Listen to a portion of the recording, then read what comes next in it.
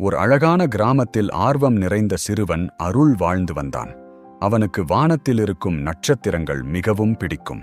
தினமும் இரவு வீட்டின் மாடியில் படுத்துக்கொண்டு நட்சத்திரங்களை எண்ணுவான். ஒரு நாள் இரவு வானத்தில் ஒரு நட்சத்திரம் திடீரென மின்னி கீழே விழுவது போல தெரிந்தது.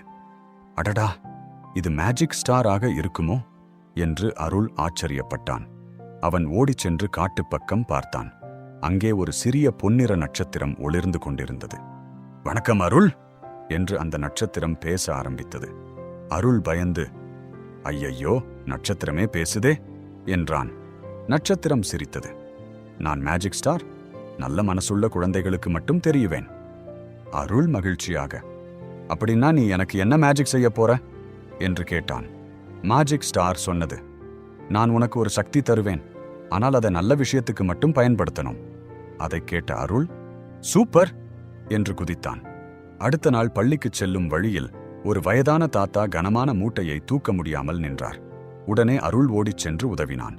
அந்த நேரம் அவன் ஜெப்தியில் இருந்த மேஜிக் ஸ்டார் மெதுவாக பிரகாசித்தது. மாலையில் மீண்டும் நட்சத்திரம் தோன்றியது. அருள், இன்று நீ செய்த உதவிதான் உண்மையான மேஜிக் என்றது. அருள் ஆச்சரியமாக, அப்படின்னா மேஜிக் சக்தி வேற எதுவும் இல்லையா என்று கேட்டான். நட்சத்திரம் சிரித்துக்கொண்டு, நல்ல மனசு, உதவும் குணம், அன்பு, இதுதான் உலகிலேயே பெரிய மேஜிக் என்றது. அதை கேட்ட அருள் சந்தோஷமாக சிரித்தான்.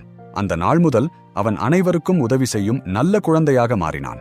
கருத்து: மற்றவர்களுக்கு உதவும் மனசுதான் உண்மையான மேஜிக்.